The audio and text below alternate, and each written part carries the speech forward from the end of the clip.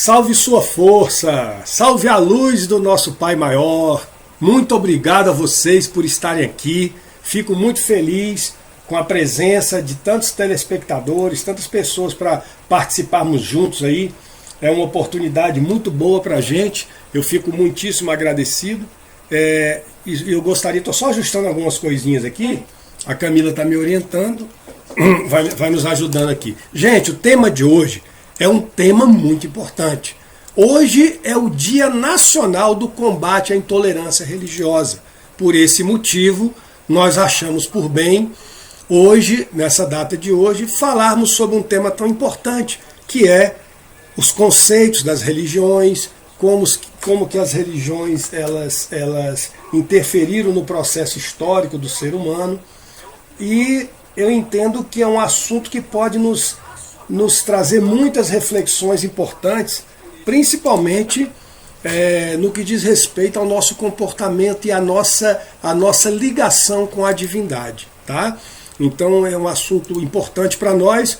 As pessoas geralmente pedem para a gente começar falando sobre o ILE, que é Instituto Luz e Evolução. Tá tudo ok, né? Obrigado aí, Camila, né? Minha filha está nos auxiliando aqui na parte técnica, que nós estamos transmitindo aí no Instituto Luz e Evolução, tanto do Instagram quanto pelo Facebook. Também estamos gravando um vídeo aqui, que se você quiser assistir depois a essa apresentação, com algumas coisas que nós escrevemos, colocamos na tela, né, algumas coisas didáticas que são mais fáceis para que nós possamos lembrar dos temas um atrás do outro, né, na devida sequência didática, e também para nós ajudarmos as pessoas que quiserem entrar no YouTube. Entram lá, Instituto Luz e Evolução, e lá pelo YouTube vão conseguir com mais efetividade assistir esse vídeo, né, com mais complexidade, com mais efetividade do que vocês estão assistindo agora, o pessoal do Face e do Instagram, tá ok? Estamos aqui no Facebook diversos amigos, aqui no Cláudio Márcio, lá de Jane Luna, obrigado. Ieda, minha esposa, está aí com a gente também, já dando joinha. Galera, aí estamos nesse momento tinham 24 pessoas online aí, e nós vamos começar o nosso tema religião e religiosidade, né, que é um tema importante. Gente, o Instituto Luz e Evolução, só um minutinho, por favor. Ana Lúcia, obrigado por entrar aí com a gente agora. O Instituto Luz e Evolução é uma instituição sem fins lucrativos que nós fundamos há alguns meses e que tem por finalidade trabalhar com projetos que visam a universidade cósmica, independente de dogmas, de religião, independente de conceitos que venham nos prender, para que nós possamos efetivamente galgar a luz e a evolução, que é o nome do Instituto. Então nós trabalhamos agora em março, para que vocês fiquem sabendo um pouquinho mais, o nosso Instituto Luz e Evolução, ele vai ter um curso que nós vamos promover, que vai ser feito para pessoas multiplicadoras da ideologia do não uso de drogas, né? Então nós vamos percorrer as escolas com essas pessoas que se formarem nesse curso, orientando principalmente aos nossos adolescentes e às nossas crianças sobre o que são as drogas e o prejuízo que elas podem nos causar. Então é um trabalho que nós já desenvolvemos há algum tempo. Algumas vezes em 2018 eu fiz algumas palestras em escolas, e agora nós estamos institucionalizando isso através do nosso Instituto Luz e Evolução, para que mais e mais escolas no Distrito Federal, por enquanto, faremos isso posteriormente em alguns municípios do país, inclusive já estamos em diálogo com algumas autoridades de Planaltina de Goiás, onde eu já tive o prazer de ser secretário de Segurança Pública, e lá também nós vamos desenvolver esse projeto, levando essa filosofia contra as drogas, para que as nossas crianças e os nossos jovens possam manter-se longe delas, tá? Então a nossa ideia é essa. Eu estou aqui acenando aqui para algumas pessoas, cumprimentando aquelas que acabaram de entrar. Janine Magalhães, minha irmã, muito obrigado por estar aqui com a gente. É um prazer. Estávamos até agora falando aqui do Instituto Luz e Evolução. Aqui ele se propõe, essa instituição que não tem fins lucrativos, e ela se propõe a realmente fazer o bem, fazer a caridade. Então, nós temos projetos de futuros orfanatos, futuros asilos, com as bênçãos de Deus, do nosso Pai Maior. Conseguiremos realizar esses projetos com muito esforço, com muita dificuldade. Hoje nós desenvolvemos algumas atividades aí em parceria com o Monte Alverne, que é um centro espírita que tem aqui na região do Grande Colorado, em Sobradinho. Temos outros parceiros, né, o pessoal da Fraternidade Feminina contra o Câncer, e temos a maçonaria, temos várias instituições, o Rotary, o Lions, que são parceiros, e já estamos conversando para que essas parcerias possam melhorar a cada dia e nós possamos. Obrigado, amigo Oreste, está entrando aqui com a gente, Érica Marca, Isaías Borba sempre está aqui em todas as nossas lives, né? Bastante gente nos prestigiando nesse momento. Mas vamos lá, tema de hoje, religião e religiosidade.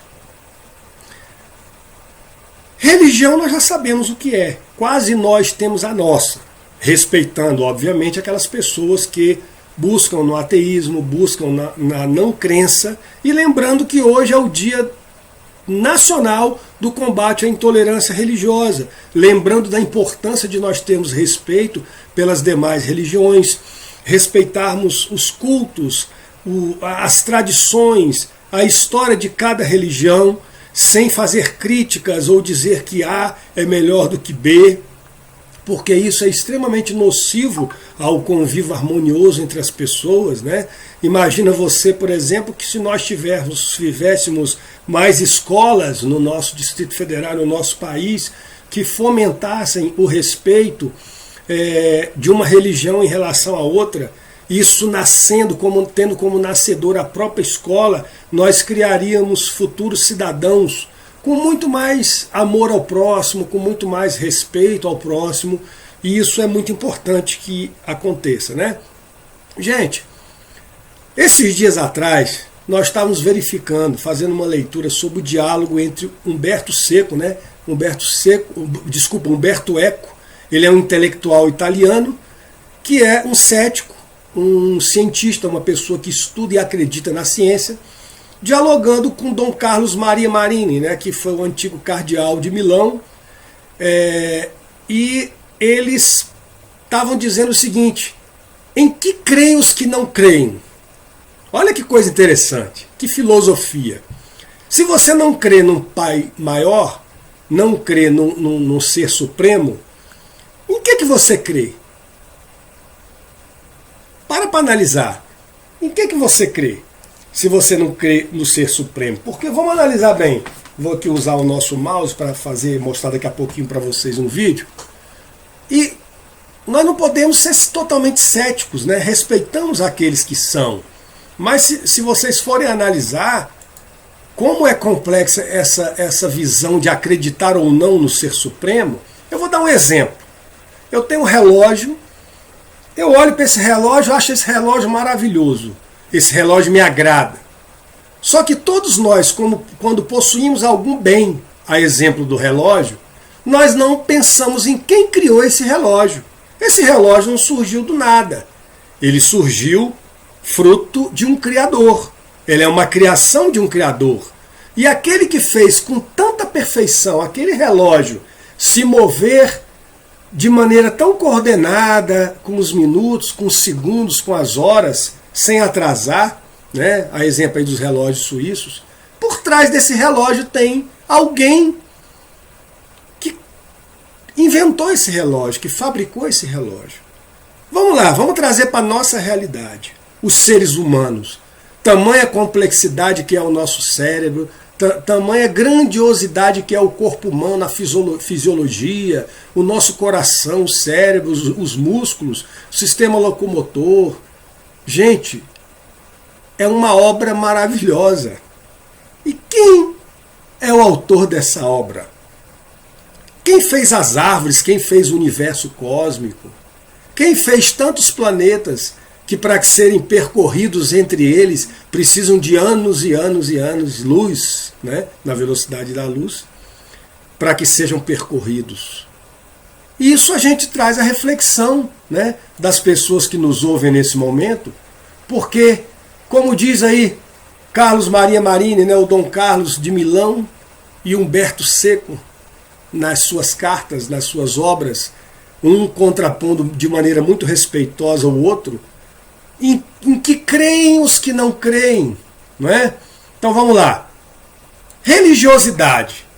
Religiosidade e religião se diferem uma da outra no aspecto da sua interação com o Ser Supremo. Primeiro, vamos raciocinar.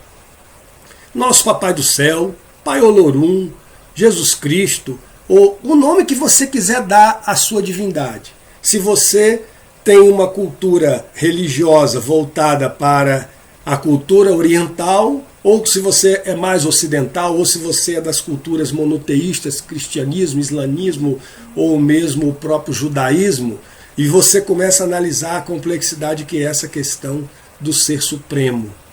E você começa a ver que a religiosidade é quando você se liga com o Ser Supremo, independente dos dogmas, dos conhecimentos religiosos que as religiões te prendem a eles. Se você é católico, você acredita numa determinada coisa. Se você é evangélico, você acredita em coisas semelhantes, mas você, por exemplo, não reverencia a figura de Maria, mãe de Jesus, você não acredita na reencarnação, os espíritos acreditam na reencarnação, as religiões de matriz africana geralmente acreditam também na reencarnação, mas enfim, você acaba por se prender a determinados dogmas. Mas quando você fala em religiosidade, você fala de uma interação sua com o Ser Supremo, um amor por Ser Supremo, que não me interessa que agora o nome que você dê a ele, mas você consegue estar conectado com ele nas suas orações, nos seus pensamentos, nas suas energias positivas. Então esse seria o conceito de religiosidade. Olha que interessante. Já pararam para analisar que toda pessoa que tem uma religião, obrigatoriamente ela tem religiosidade? Porque se ela não tivesse religiosidade, ela não buscaria uma religião, mas o contrário não existe, né? Nem todas as pessoas que têm religiosidade necessariamente precisam ter uma religião. Por quê? Porque a religiosidade, a interação dessa pessoa com o Ser Supremo, ela é tão completa na vida dela, em termos de ética, em termos de moralidade, que ela se realiza tanto que não precisa buscar a religião.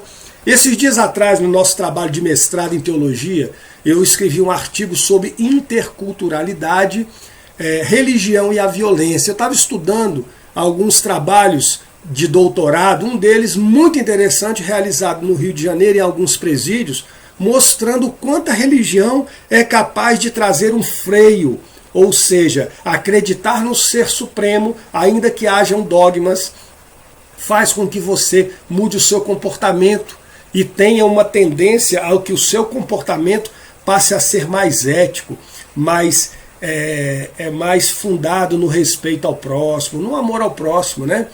Isso quando você tem uma religião. Se você tem a religiosidade totalmente feita, totalmente completa na sua vida, essa religiosidade basta para você. Às vezes você consegue complementá-la com um conhecimento teológico, com o estudo das escrituras, com o estudo que você consegue no dia a dia ir melhorando essa tua interação com a espiritualidade, né?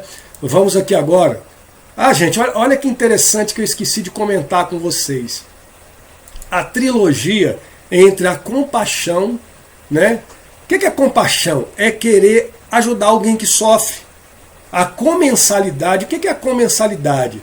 É um alimento presente nos ritos e nas celebrações, que você forma através de uma reafirmação religiosa e social.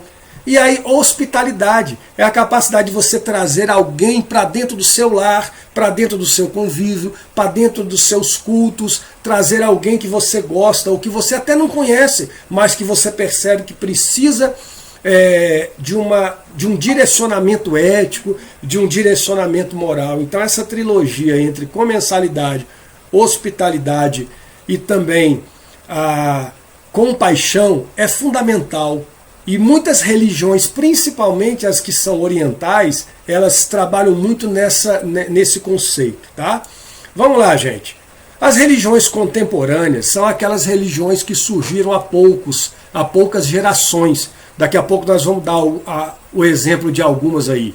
As religiões monoteístas, que são aquelas que acreditam em apenas um ser supremo, existem, eu classifiquei aqui nessa nossa apresentação, eu coloquei 3 principais: o judaísmo, o cristianismo e o islamismo, tá ok? Que são as 3 maiores e, digamos assim, as mais antigas, porque há também outras religiões, né? A exemplo das religiões de matriz africana, o candomblé, a umbanda, que também, apesar de terem essa deferência, essa interação com os orixás, que trabalhariam mandados pelo Pai Maior, através das forças da natureza para interagir com nós seres humanos, essas religiões de matriz africana também são consideradas religiões monoteístas. Mas vamos lá, vamos falar das 3, começando pelo judaísmo, o cristianismo e o islamismo. Gente, o que tem de comum entre essas 3 religiões?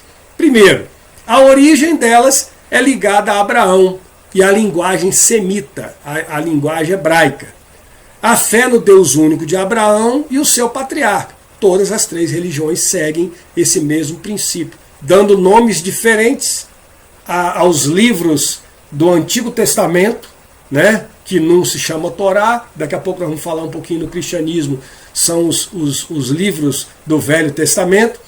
E o que mais tem em comum? Uma concepção linear de história que inicia com a criação. Então essa concepção linear vem lá de Abraão, passa por Moisés, por Arão, né? Moisés e Arão, e vai até Jesus Cristo. Então toda essa sequência de gerações nas 3 religiões, elas são comuns.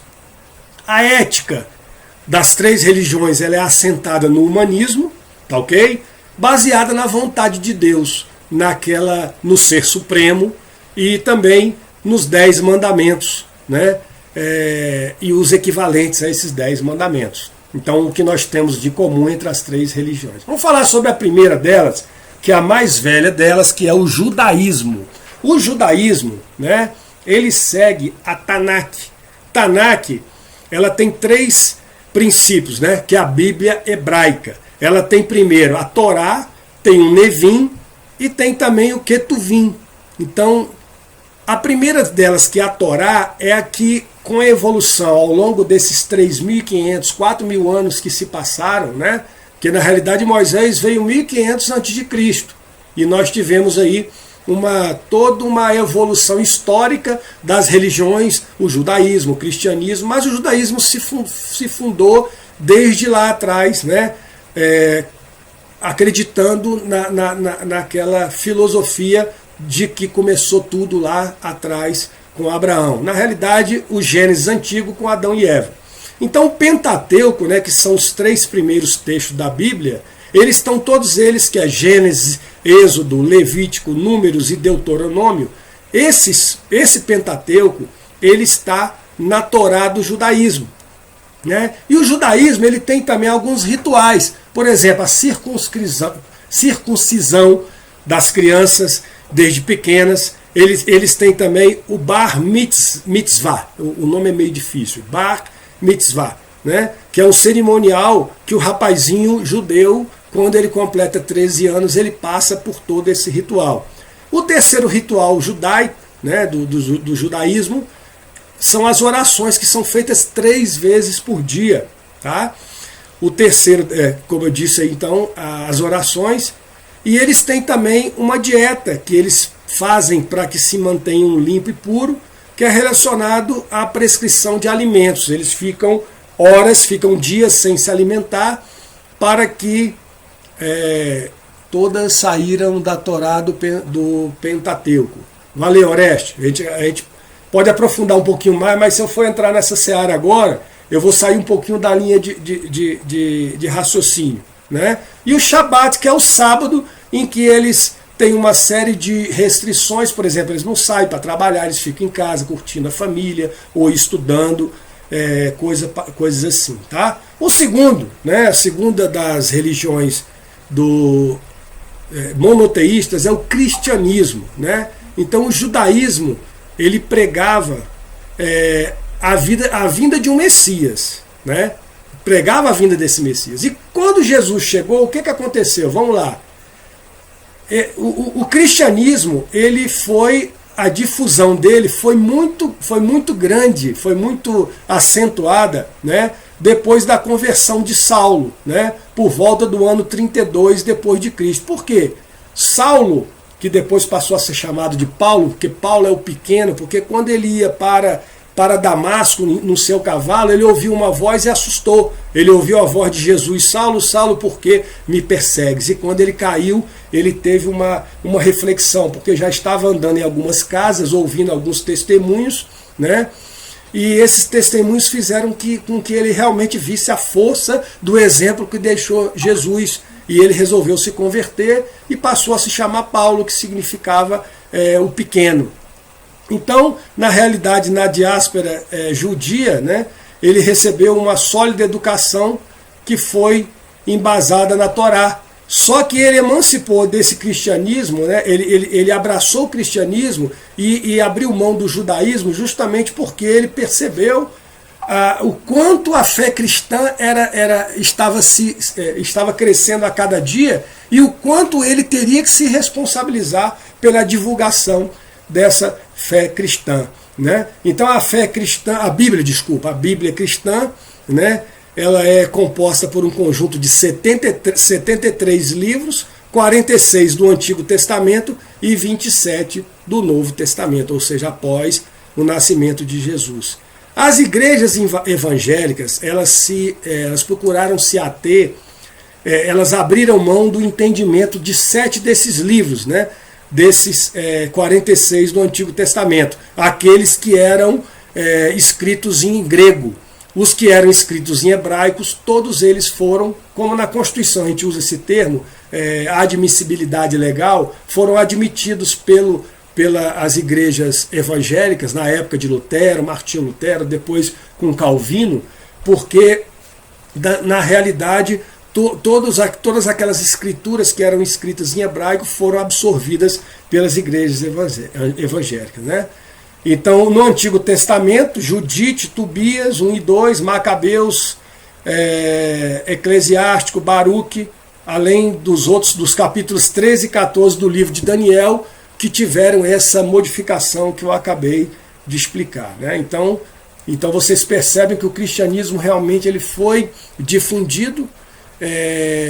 Tiveram alguns fatos históricos interessantes, não vai dar tempo da gente aprofundar, mas quando Constantino, né, tomou as atitudes que ele tomou, ele já estava percebendo, ele não tomou porque passava a acreditar em Cristo, ele tomou porque ele viu que houve uma grande competitividade entre a Igreja Católica, o catolicismo estava começando a incomodá-lo, ameaçando o poder do Estado, né, o poder do Império Romano. Então, ele resolveu realmente dar essa liberdade para que o cristianismo pudesse ser difundido. Então, vamos falar um pouquinho do islamismo, né? O Islã é um termo que vem do árabe e significa render-se, submeter-se, ou seja, você se submeter a alguém, e esse alguém seria uma autoridade máxima divina, seria a divindade, chamada de Alá, né? Então, em todos os continentes predominam, principalmente no Oriente Médio, na Ásia Menor, no norte da Índia, no sul da África e hoje também na Indonésia, né? E também uma parte do leste da África, alguns países do leste da África. Quem foi Maomé? Qual foi a importância de Maomé em todo esse contexto da fundação do islamismo? Em árabe, Mohammed, né? Vocês devem conhecer várias pessoas descendentes do Oriente Médio que se chamam Mohammed.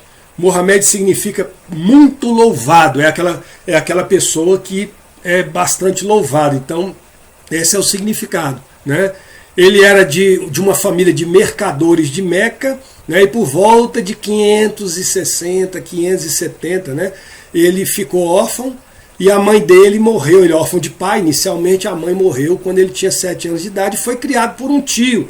e ele começou a receber algumas mensagens divinas da divindade de Deus, e ele passou a pregar, andando mundo afora, pregando o islamismo, né, o que mais na frente passou a se chamar islamismo. Ele tornou-se para os muçulmanos o profeta mais brilhante e que foi enviado por Deus, o mensageiro mais completo, que levou a mensagem até o fim. E interessante é que o que ele pregava era o seguinte: Alá, ele pregava não, o islamismo prega a partir do momento em que viu a importância que Maomé, como profeta, trazendo os ensinamentos da divindade, o papel importante que ele passou a ter no contexto social, no contexto religioso da época.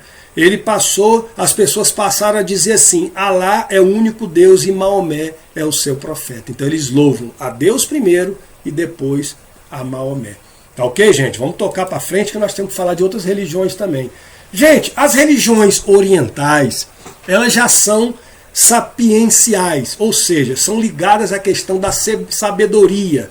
As monoteístas, como nós falamos atrás, o cristianismo, o islamismo e também o judaísmo, elas são religiões normativas. O que é uma religião normativa? É uma religião que se prende aos dogmas, às normas, a dizer não às coisas erradas, ao conhecimento do bem e do mal, a Deus e ao demônio. Elas têm essas concepções. As religiões orientais, por exemplo, elas trabalham as principais: o hinduísmo, o budismo, o taoísmo e também o confucionismo. Essas 4 religiões, elas trabalham com o conceito do uno, o conceito do um. O que é o conceito do um? É de que você, a divindade está dentro de você, e o seu aprimoramento moral, intelectual, espiritual, como conduta ética, é responsabilidade sua. A você cabe encontrar em você mesmo o Deus que existe dentro de você, que Buda chamava de o Buda que existe dentro de você. Não vai dar tempo da gente entrar muito, aprofundar muito em cada uma delas, mas dar uma pincelada geral para poder a gente realmente fazer jus a esse tema de hoje, que é, né, esse tema sobre religião e religiosidade. Vamos entrar um pouquinho mais daqui a pouco, lembrando que hoje é o Dia Internacional, o Dia Nacional do Combate, que comemora o combate à intolerância religiosa, justamente para que a gente possa analisar o quanto é importante a gente conhecer um pouquinho de cada religião e entender que ninguém é dono da verdade, segue a sua, respeite as demais, né? Então o recado principal que nós temos que dar para as pessoas é isso. Mas vamos lá, gente, então vamos falar um pouquinho do hinduísmo, né? O hinduísmo, ele é um termo que foi criado pelos ingleses. Não, primeiro, vamos falar antes dos ingleses, eu quero falar para vocês de Alexandre o Grande. Quando Alexandre o Grande, no ano de 326, ele chegou no vale do rio Indo, olha o nome, Indo. Ele disse que, como o rio se chamava Indo, aqueles que estavam ali eram os hindus.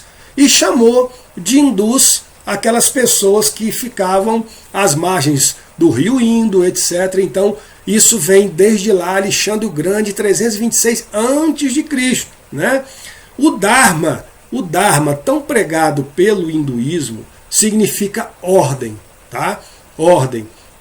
Ou seja, ele deve ser vivido com um comportamento correto e os rituais corretos na religião de cada pessoa, com a sua família, com a sua casta, com a sociedade e com as divindades. Então, família, a casta, a sociedade, as divindades. Então, seria o Dharma, seria a ordem ética, a ordem moral, a ordem de agir corretamente. Então, por isso que vocês veem que a gente fala que as religiões orientais, elas são totalmente sapienciais, elas são ligadas à questão da sabedoria. Ainda vamos lá, o budismo. Siddhartha Gautama era um príncipe, filho de um rei muito rico, muito poderoso. E ele começou a andar pela Índia questionando por que ele vivia naquele conforto no palácio, com toda aquela grandiosidade, aquelas obras faraônicas, e tantas pessoas sofriam. Ele começou a questionar isso e começou a andar pelo mundo. Tanto que ele nasceu geograficamente, o budismo, e culturalmente dentro do hinduísmo. Só que Buda, Siddhartha Gautama, ele questionava a existência do Brahma, né, que era um deus hindu. E ele começou a perceber, ele viveu entre 566 e 486 a.C. Olha que interessante, daqui a pouco vocês vão ver o confucionismo e o budismo andando lado a lado. Confúcio, inclusive, foi fã do Siddhartha Gautama, tá? Mas daqui a pouquinho a gente entra nessa seara. O impacto cultural e religioso fora da Índia percorreu o Afeganistão, no oeste até a China, Coreia, o Japão, sudeste da Ásia, da antiga Birmânia, e as ilhas Java, Bali e etc. Então, desde as suas origens, Buda não concordava com aquela filosofia do Brahma, e ele acreditava que o Buda existe dentro dele mesmo. Vou contar para vocês uma história interessante que eu aprendi sobre o budismo. O tio dele, amando do pai, quando o pai percebeu que ele estava um pouco contrariado, desculpa gente, que ele estava muito contrariado o pai com o fato de Siddhartha Gautama ter abandonado o palácio para ir correr pelo mundo. Aí o que acontece? Ele chegou para o irmão dele, o rei, e pediu que ele fosse atrás do Siddhartha Gautama. Vá atrás e traga o meu filho de volta. Esse negócio dele ficar perambulando pelo mundo aí com essa história de se encontrar não tá com nada não. E lá vai o tio. Aí o tio parou numa cidadezinha bem humilde, uma região assim bem pobre, e disse, fulano de tal, pegou um dos seus súditos, um dos assessores do tio, e disse, vai lá dentro e chama, por favor, para que Siddhartha Gautama venha falar aqui comigo. Aí ele foi lá, o Siddhartha Gautama disse assim, com toda a educação, que é o jeitinho dele, bem zen, bem tranquilo, diga ao meu tio que a distância entre a entrada dessa cidade até a mim é a mesma minha até a entrada da cidade. Ou seja, obrigou o tio a ir lá. Quando o tio sentou na frente dele, falou, filho, seu pai está revoltado, seu pai está chateado com você, ele quer que você volte para o palácio. Aí Buda fez aquele silêncio, começou a analisar e falou, tio, você é feliz? Aí o tio deu aquela engasgada, perguntar se ele é feliz, e ele começou a analisar que toda aquela riqueza que ele vivia no palácio, tudo aquilo que ele vivia era uma grande ilusão, e que de fato ele tinha que seguir, né, Siddhartha Gautama. E o tio passou a ser um seguidor, e posteriormente o próprio pai, o rei, obviamente não largou todo aquele poderio do palácio, mas passou a ser uma das pessoas que concordava com aquilo que era pregado por Buda. O taoísmo, ele parte do princípio de que o corpo microcósmico ele é inserido em um sistema universal de fluxos de energias boas ou não. Gente, o Instituto Luz e Evolução trabalha muito com esse conceito, que é o conceito de energia. Eu vivo falando nas minhas lives, eu vivo falando, né, nas nossas aulas, nas nossas palestras, que nós somos energia o tempo todo. Que a gente o tempo todo está emanando energias boas ou ruins. E a lei do retorno, assim como a lei do karma, e outras leis, né, que são consideradas leis herméticas, né, que são leis de Hermes Trismegisto, que depois eu falo quem era Hermes Trismegisto, mas essa questão de analisar as energias que vão e que voltam, ela é muito explorada através do taoísmo. O confucionismo e o taoísmo, eles se complementam com aquele conceito do yin e do yang, né, na realidade. Por quê? Porque um é o macho, o outro é o fêmea, um é o bem, o outro é o mal. E esses dois equilibrados dentro da nossa vida, dentro do nosso comportamento, ele pode nos trazer grandes modificações, ele pode nos trazer grandes reflexões, e realmente nós podemos evoluir com esses conceitos. Então, Confúcio, né, essa compreensão de Confúcio em relação à questão do Yin e Yang, ela se origina da observação dos ciclos da natureza e de algumas situações que são específicas que se vê no hemisfério do planeta. Interessante é que lá na China tem um lado que é voltado, um lado mais voltado para o norte, que é direcionado para o norte, que ele é sombrio, ele é frio, ele é escuro, que é o Yin. E o lado voltado para o Equador, que é o lado ensolarado, o lado quente é o Yang. Então, essas forças da natureza, esse entendimento, essa visão da natureza como um todo, ela conseguiu fazer com que essa filosofia do taoísmo pudesse percorrer até hoje no mundo, né? Nós temos aí a figura de Lao Tse como sendo um grande filósofo. Tem pessoas, há algumas contradições, que colocam o taoísmo e o confucionismo como filosofias e não como religiões. Mas nós não vamos entrar nessa seara porque é uma abordagem muito profunda e que demandaria aqui talvez umas 2 horas só para nós falarmos sobre isso, tá ok? Vamos para frente, vamos para frente. O confucionismo, ele foi trazido para a China como um sistema filosófico chinês, né?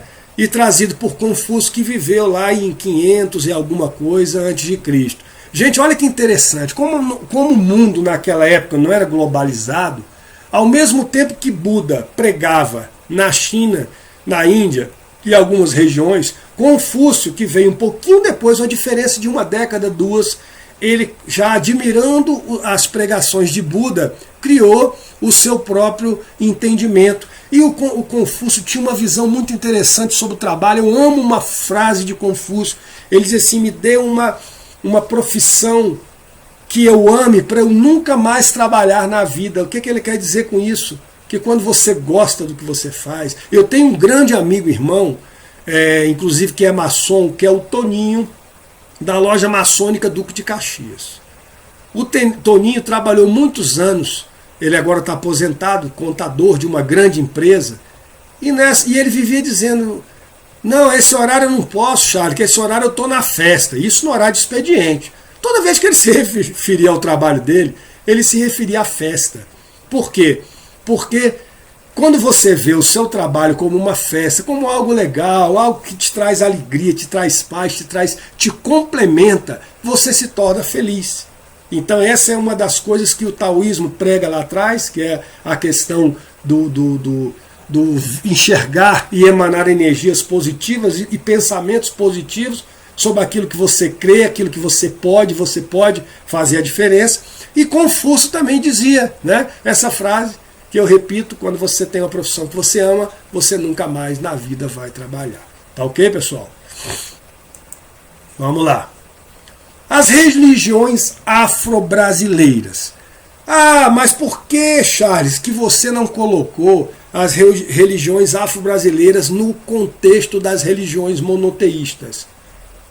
Sabe por quê? Porque como elas são religiões, o próprio nome diz, afro-brasileira, de matriz africana, elas são religiões que sofreram muita influência da África e algumas também dos índios brasileiros quando começou a colonização europeia no Brasil e também nas Américas de uma maneira geral. Por quê, gente? Olha só, os índios já moravam no continente americano, América Central, América do Sul, América do Norte, e os escravos eram trazidos e eles tinham as suas crenças. Os escravos tinham os seus cultos.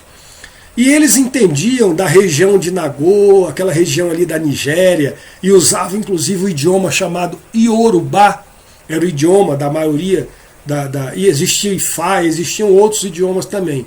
Mas essas pessoas vinham com as suas culturas, elas vinham com suas crenças. E como que elas conseguiam manter essas crenças numa imposição severa que havia em relação ao cristianismo? Elas tinham que se disfarçar. Então eles pegavam aquelas pedrinhas, por exemplo, se aquela determinada tribo, os colonizadores tinham cuidado de separar os escravos para não ter família com família, mas vários tinham seus pensamentos voltados para os seus orixás, né, que são divindades ligadas a um pai maior que se chama Olorum, pai Zambi, e essas divindades da natureza, por exemplo, Ogum, que é o grande guerreiro, é o da tecnologia, o do aço, etc. Como que eles iam louvar Ogum se os católicos não permitiam? Eles pegavam um odé, uma pedrinha, e colocavam dentro de uma imagem. E lá eles olhavam para aquela pedra, e aquela pedra tinha um simbolismo com o orixá. e eles disfarçadamente eles procuravam reverenciar a imagem, por exemplo, se era Ogum, Ogum era sincretizado no cristianismo com a figura de São Jorge. E assim outros orixás também que eram louvados por ele. Mas o Deus único deles, no candomblé tem um nome, na Umbanda tem outro nome, e eles chamam geralmente de Zambi ou de Pai Olorum, que seria o Criador maior. E os orixás que eles louvam são divindades ligadas à natureza, que usam forças da natureza para poderem se manter, né? Vamos lá, vamos falar um pouquinho da Umbanda. Por exemplo, falando dos orixás, na Umbanda, o orixá da fé, né, os orixás da fé são masculino Oxalá, que é sincretizado com Jesus Cristo. Então, mesmo Jesus Cristo, que algumas religiões preceituam como sendo, né, a grande referência, que é, né, o próprio Espiritismo, a Umbanda também, só que a Umbanda trocou o nome, botou lá o nome de Oxalá. E Logunã, que é o feminino também, um orixá feminino que cuida da fé. A geração é Omulu e Iemanjá, né? Iemanjá, a rainha dos mares, a mãe de todas. Ogum e Ansan nas forças da lei, né? No conhecimento é Oxóssi, que é das matas, é o responsável pelas matas, pela cura, pelo conhecimento da utilização das folhas de Ossain, mas Oxóssi também utiliza das folhas. E Obá, que é a feminina também ligado ao conhecimento. Na justiça, Xangô, que seria os das pedreiras, o orixá das pedreiras, o orixá do trovão, né? E Oroiná. E no amor, Oxum, que é a das cachoeiras, e Oxumaré, que é a do arco-íris. E na linha da evolução viria Obaluaê e Nanã, que são idosos. Obaluaê, ele trabalha com as forças dele voltada para a questão das curas, né? Porque a história dele hoje não dá tempo da gente falar especificamente, mas ele tinha grandes cicatrizes pelo corpo, se disfarçava com uma quantidade grande de palha no corpo, e a orixá que é responsável pela questão das curas. E Nanã, que é a mais velha de todas, que teria sido aquela que usou a lama para poder ajudar a fazer os demais orixás. E eles trabalham Nanã também com a questão da cura. Então a Umbanda é uma religião que, além de louvar os orixás, como vocês vão ver daqui a pouco, candomblé, ela também trabalha com as incorporações de entidades, de espíritos já desencarnados, mas que são extremamente evoluídos. Seriam os caboclos, que são ligados aos índios, seriam aqueles que teriam sofrido muito como índios, teriam evoluído consideravelmente no plano espiritual e hoje descem nos terreiros, nas casas de Umbanda, para fazer o bem, para ajudar as pessoas que precisam bastante realmente da orientação. Interessante, o Orestes falou sobre o santo do Paoca, é isso mesmo, né? Era a questão da pedrinha escondida ali dentro do santo. Esse termo aí, o senhor Charles tem um grande conhecimento incrível, Isaías Boba. Que isso, amigo, nós estamos aqui para aprender, vamos trocar ideia para cada dia a gente poder aprender mais. O candomblé, né? Cunha Júnior, que é um professor, doutor, né? Inclusive da UFC, ele também é pesquisador sobre as religiões africanas. Ele fala que o candomblé ele tem como finalidade, como fundamento a ancestralidade e a preservação do equilíbrio da natureza. Então, como eu falei, a Umbanda também tem isso, né? Semelhante ao candomblé, que é o respeito à ancestralidade, os nossos ancestrais, aqueles espíritos que hoje estão desencarnados e que outrora viveram no planeta Terra, que precisam sempre estar vindo, incorporando através dos médios de incorporação para nos trazer ensinamentos, cura, etc. Tá ok? Então vamos lá, gente, vamos tocar para frente aqui, que nós falamos agora do candomblé, vamos para o maracatu. O maracatu, há controvérsia, não é uma religião. Eles têm um pensamento, eles querem que seja religião e nós temos que respeitar essa intenção. Mas ela é muito mais uma manifestação do folclore brasileiro que envolve dança e música, tá ok? Ela vem desde a época do Brasil colonial e é uma miscigenação, ela veio com influência dos portugueses e dos índios. É uma expressão genuinamente brasileira e foi criada no estado de Pernambuco. Até hoje vocês podem ver que foi incorporado inclusive no carnaval, maracatu.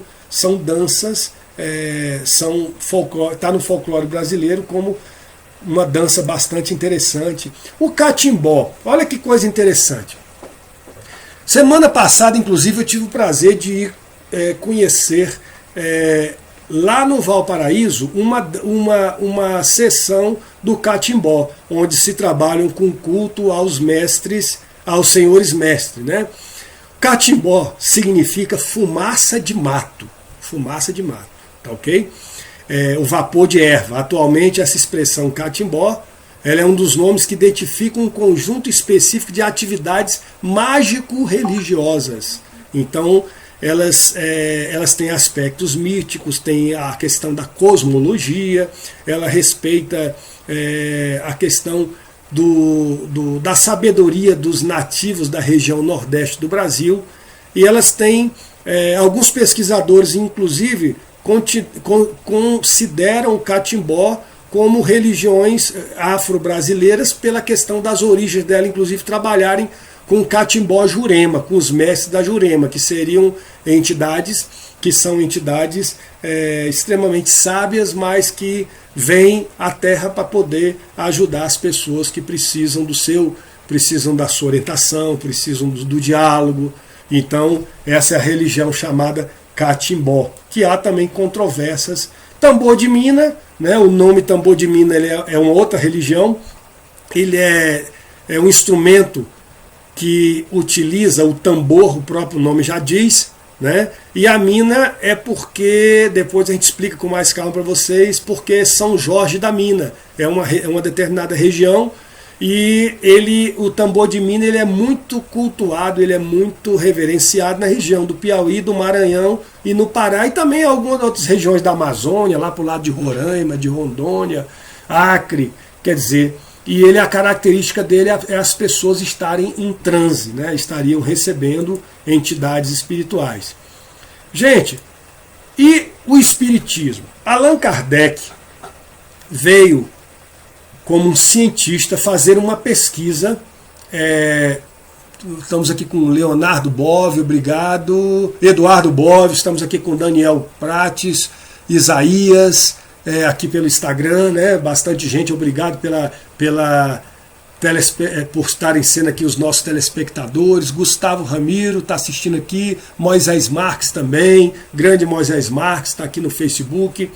Gente, Allan Kardec foi um cientista que começou a estudar os fenômenos mediúnicos.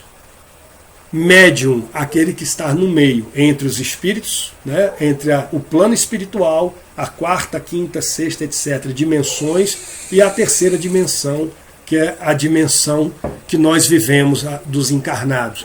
Ele começou a perceber que em vários lugares do mundo os médios se revelavam, inclusive com fenômenos de mediunidade física, onde mesas se levantavam, onde havia uma série...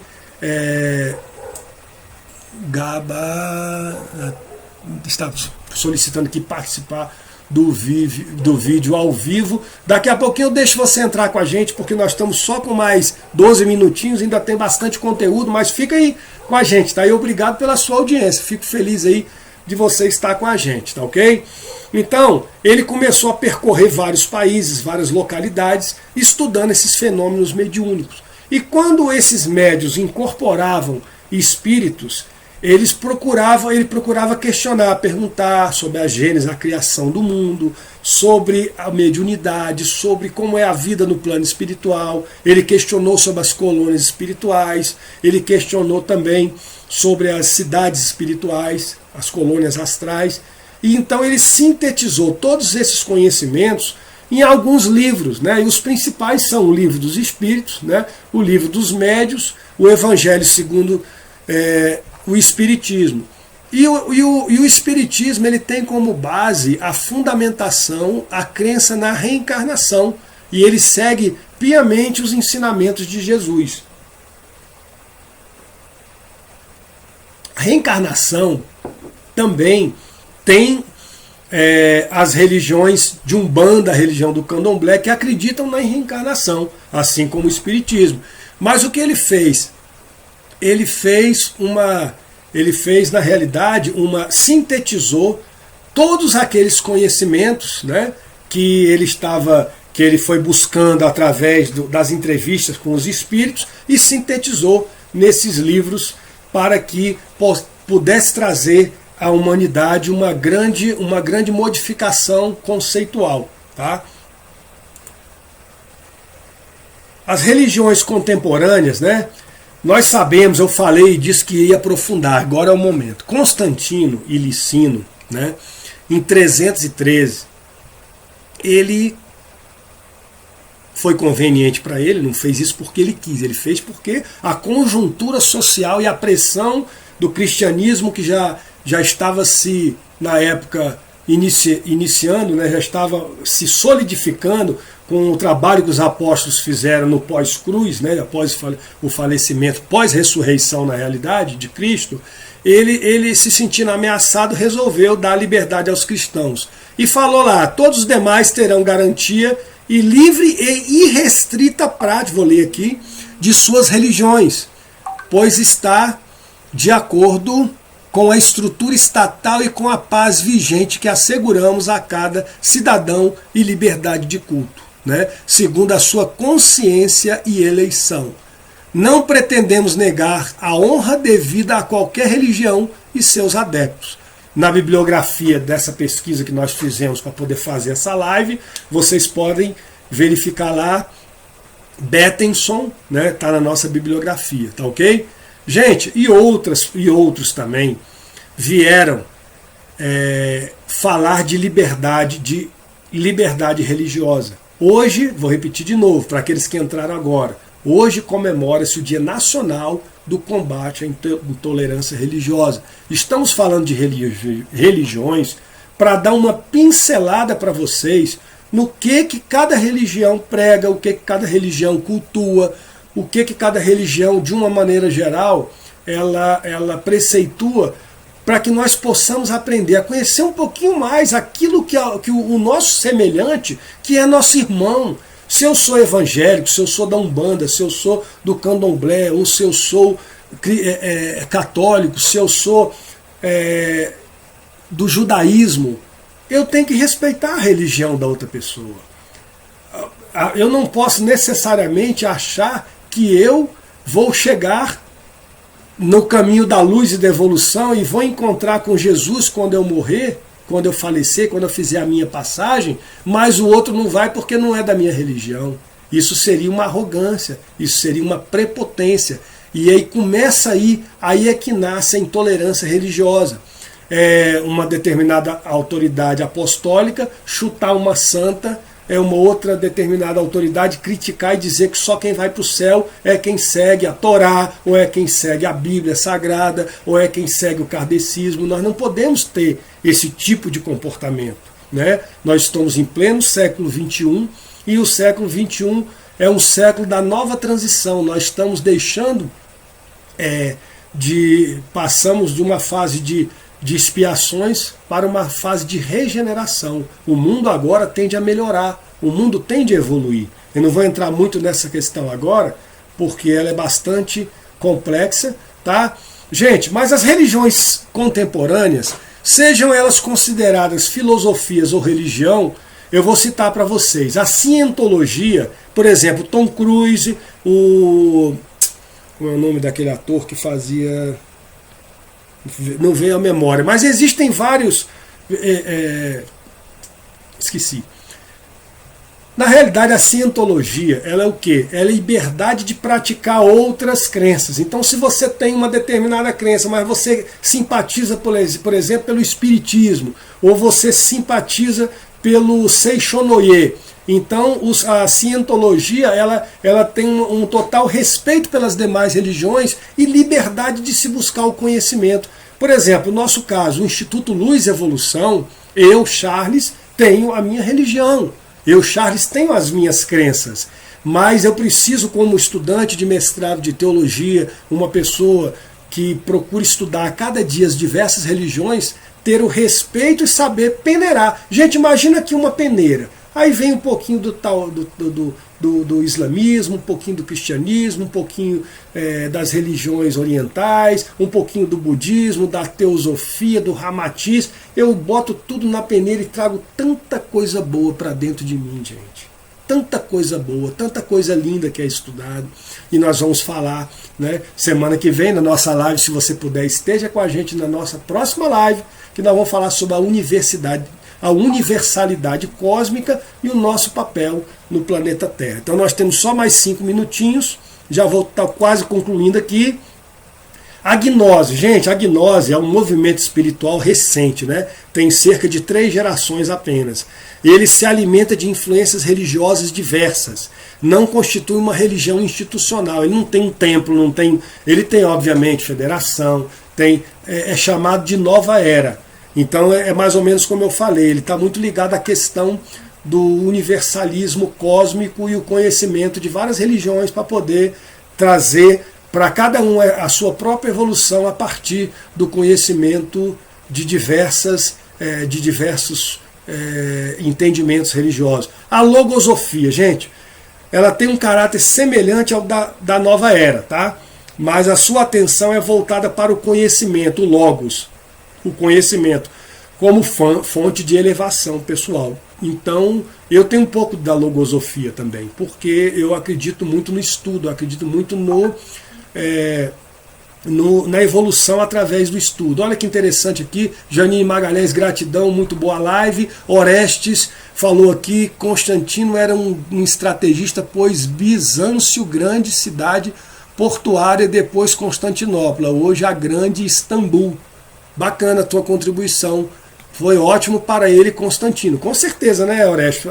A realidade que ele vivia à época era uma realidade onde ele não tinha outra saída, ele tinha que abrir mão daquela questão do Império Romano todo poderoso e tanto que você vê, anos e anos depois, nós tivemos aí, no início do século XX, nós tivemos a formação do Estado do Vaticano dentro da própria Itália, que era comandada por um fascista chamado Benito Mussolini. Mussolini teve que abrir mão de alguns conceitos, de alguns entendimentos, para pegar 40 hectares de terra e mais uma região onde viviam em torno de 1.500 pessoas do clero, para que desse ao Papa da época todo o poder para que ele pudesse realmente gerenciar aquele pequeno estado que é o Estado do Vaticano dentro da Itália. Tá ok?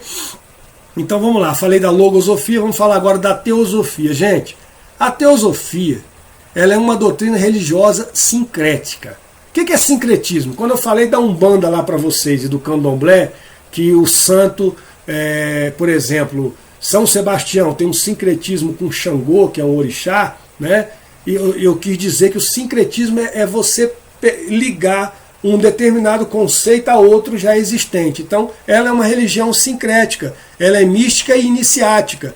Elas são acrescidas eventualmente de algumas reflexões filosóficas. Então, a teosofia ela trabalha muito com a questão da filosofia e busca o conhecimento da divindade para alcançar a elevação espiritual. Tá ok, pessoal? Blavatsky, Helena Blavatsky, em 1831, foi a fundadora da tradição ocultista das religiões e das religiões orientais, e ela é fundadora da teosofia, tá ok, pessoal? Semana que vem, na nossa live sobre universalidade cósmica e o papel do ser humano no planeta Terra, nós vamos falar um pouquinho sobre reencarnação e vamos falar um pouquinho também sobre a teosofia, sobre alguns conhecimentos ligados, né, à psicologia, a questão da evolução, a sua evolução espiritual ligada com a sua evolução do seu conhecimento, dentro daquele entendimento de que conhecimento é uma coisa, inteligência é outra e sabedoria é outra, né? Inteligência, conhecimento, sabedoria. Inteligência todos temos, uns mais do que outros. Conhecimento, a inteligência ajuda a buscar o conhecimento, mas você supera a sua pouca inteligência quando você ganha grande conhecimento. E a sabedoria não, a sabedoria é a ética, é usar palavras amenas, é respeitar o próximo, é ser sábio. Ser sábio não é ser conhecedor. Tá ok, pessoal? Mas vamos lá, outro dia a gente fala sobre isso. Então nós temos aí Finalizando, falta um minutinho e eu vou soltar um vídeo para vocês. Eu gostaria que vocês assistissem com muita propriedade, com muita atenção, porque é maravilhoso, né? A Margarida está dizendo aqui, obrigada, parabéns pela live tão construtiva. A Rosa Safira acabou de entrar. A Margarida, gente, olha, vocês entram lá no nosso YouTube, esse vídeo amanhã cedo vai estar postado no nosso YouTube e ele está também no Instagram, Céu Charles Instituto Luz e Evolução. Você consegue entrar no Instagram e assistir o vídeo pelo IGTV, o vídeo completo, tá ok? E também pelo YouTube você entra lá, Instituto Luz e Evolução, aproveita, clica o sininho, toda vez que aparecer um vídeo novo vocês vão estar recebendo o vídeo para vocês poderem assistir, curtir. E não sou dono da verdade, eu sou um estudioso de teologia, sou um estudioso de psicologia, de várias áreas. Eu amo estudar, eu amo aprender, tá? E a gente, para liberar espaços, agora não. E a gente realmente está aprendendo a cada dia. E quanto mais a gente aprende, mais a gente vê que não sabe nada, tem que aprender mais, tá ok? Assistam esse vídeo, olha que lindo! Religião é uma coisa, religiosidade é outra. Agora vamos ver o que é espiritualidade. Se liga, porque o som não está muito alto, mas eu preciso muito que você fique muito atento para isso que você vai ouvir agora. Esse é um texto muito bonito de Pierre Teilhard de Chardin, nascido em Nancy, 1º de maio de 1881, falecido em Nova York no dia 10 de abril de 1955, foi um padre, jesuíta, teólogo, filósofo e paleontólogo francês, que tentou construir uma visão integradora entre a ciência e a teologia. Olha bem, ele diz, a religião não é apenas uma, são centenas. A espiritualidade é apenas uma. A religião é para os que dormem. A espiritualidade é para os que estão despertos. A religião é para aqueles que necessitam que alguém lhes diga o que fazer e querem ser guiados. A espiritualidade é para os que prestam atenção à sua voz interior. A religião tem um conjunto de regras dogmáticas. A espiritualidade te convida a raciocinar sobre tudo, a questionar tudo. A religião ameaça e amedronta. A espiritualidade lhe dá paz interior. A religião fala de pecado e de culpa. A espiritualidade lhe diz, aprenda com erro. A religião reprime tudo, te faz falso. A espiritualidade transcende tudo, te faz verdadeiro. A religião não é Deus. A espiritualidade é tudo, portanto é Deus. A religião inventa, a espiritualidade descobre. A religião não indaga nem questiona. A espiritualidade questiona tudo. A religião é humana, é uma organização com regras. A espiritualidade é divina, sem regras. A religião é causa de visões. A espiritualidade é causa de rebelião. A religião busca para que acredite. A espiritualidade você tem que buscá-la. A religião segue os preceitos de um livro sagrado. A espiritualidade busca o sagrado em todos os livros. A religião se alimenta do medo, a espiritualidade se alimenta da confiança e na fé. A religião faz viver no pensamento, a espiritualidade faz viver na consciência. A religião se ocupa com fazer, a espiritualidade se ocupa com ser. A religião aumenta e alimenta o ego e a espiritualidade nos faz transcender. A religião nos faz renunciar ao mundo, a espiritualidade nos faz viver em Deus, não renunciar a Ele. A religião é adoração, a espiritualidade é meditação. A religião sonha com a glória e o paraíso. A espiritualidade nos faz viver a glória e o paraíso aqui e agora. A religião vive no passado e no futuro. A espiritualidade vive no presente. A religião enclausura a nossa memória. A espiritualidade liberta a nossa consciência. A religião crê na vida eterna. A espiritualidade nos faz consciente da vida eterna. A religião promete para depois da morte. A espiritualidade é encontrar Deus em nosso interior durante a vida. Não somos seres humanos passando por uma experiência espiritual. Somos seres espirituais passando por uma experiência humana. Muito bom. Padre, é isso. Padre, teólogo, filósofo, estudioso, paleontólogo. Obrigado, Feitosa. Esse aí é um grande padre. Obrigado. Gente, belíssimo esse vídeo. Peço desculpa a vocês se o áudio não estava bom. Eu tentei encaixar esse vídeo aqui, mas vocês podem assistir esse vídeo aqui na apresentação pelo YouTube, tá ok? Entre lá, Instituto Luz e Evolução, pelo YouTube vocês vão conseguir assistir esse vídeo que está encaixado aqui na nossa apresentação. Gente, quero agradecer a cada um de vocês que participou, que colaborou com as opiniões de vocês. Vou ler todas, já li algumas aqui durante o transcorrer da nossa live. Entrem em contato com a gente, estou à disposição. O meu WhatsApp, se vocês quiserem anotar, é o 61 982 89 2339. Repetindo, 982 89 2339. Tragam sugestões, tragam comentários, tragam sugestões de novas lives. E também contraponham determinadas posições. É importante, né? Sempre a evolução vem através do questionamento. De nada seríamos nós se nós nos achássemos donos da verdade, ou que nós podemos chegar realmente a evoluir como seres humanos se nós nos ativéssemos apenas aos nossos conceitos. Então, quero agradecer a todos, que o nosso Papai do Céu, o nosso Pai Maior, possa abençoar cada um de vocês. Muito obrigado pela audiência e até a próxima quinta-feira às 20 horas. Tamo juntos.